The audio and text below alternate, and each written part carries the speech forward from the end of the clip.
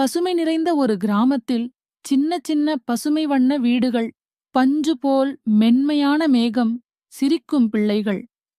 இந்த அழகான கிராமத்தில் ஒரு சிறுவன் இருந்தான். அவனது பெயர் நிவின். நிவின் மிகவும் புத்திசாலி. பள்ளியில் எப்போதும் முதல் மாணவன். எல்லா பாடத்திலும் தேர்ச்சி. ஆனால் ஒரு பிரச்சனை இருந்தது. நிவின் யாரையும் மரியாதை காட்டவே இல்லை. பெரியவர்கள் வந்தால் கூட எழுந்து நின்று வணக்கம் சொல்ல மாட்டான். நண்பர்களை கீழ்பார்த்து பேசுவான். ஒருநாள் அந்த கிராமத்துக்கு ஒரு பெரியவனும் ஞானியுமாகிய ஐயா பரமன் வந்தார். அவர் பள்ளிக்கு வந்து குழந்தைகளோடு பேச ஆரம்பித்தார். பரமன் ஐயா குழந்தைகளிடம் கேள்விகள் கேட்டார். நிவின் எல்லா பதிலும் சொன்னான்.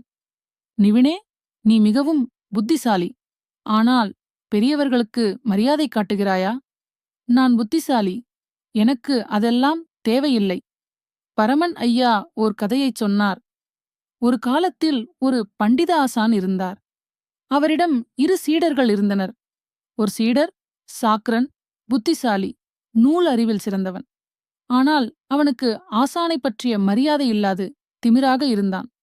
மற்றொரு சீடர் வெண்மணி, சிறிது மெதுவாக கற்றவன். ஆனால் எப்போதும் பணிவுடன் ஆசானை வணங்குவான். ஒருநாள் ஆசான் மிகவும் களைப்பாக இருந்தார். அவருக்கு உடல் நலம் சரியில்லை.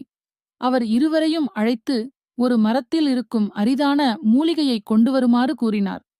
அந்த மூலிகை எளிதாக தெரியாது.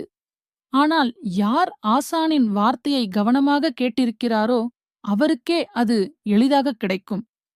வெண்மணி நேராக அந்த மரத்தினை அடைந்து மூலிகையை கொண்டு வந்தான். சாகரன் ஒருநாள் முழுக்க தவறான காடுகளில் அலைந்து வெறுமனையாக வந்தான். நான் புத்திசாலி. ஆனால் நான் தோல்வியடைந்தேன். ஏன்? ஆசான் சிரித்தார். மெதுவாக கூறினார். அறிவு என்பது நூலிலோ புத்தகத்திலோ மட்டுமில்லை. அது பணிவிலும் கவனத்திலும் மரியாதையிலும் உள்ளது. நூல்களைக் கற்றால் மட்டும் போதாது. நற்றால் தொழுதல் வேண்டும். நிவினே, அந்த சாக்ரன் போல் நீயும் அறிவால் பெருமை கொள்ளாமல் மரியாதை வழி நடக்க வேண்டும். நிவின் அந்த கதையைக் கேட்டவுடன் மனதில் மாற்றம் ஏற்பட்டது. அவன் தன் தவறை உணர்ந்தான். மன்னிக்கவும் ஐயா, புத்திசாலித்தனம் மட்டும் போதாது. நல்லவற்றை புரிந்து கொண்டு நடந்து கொள்ள வேண்டியது மிக முக்கியம். அன்று முதல் நிவின் புத்திசாலியானவன் மட்டுமல்ல, நல்லவராகவும் ஆனான்.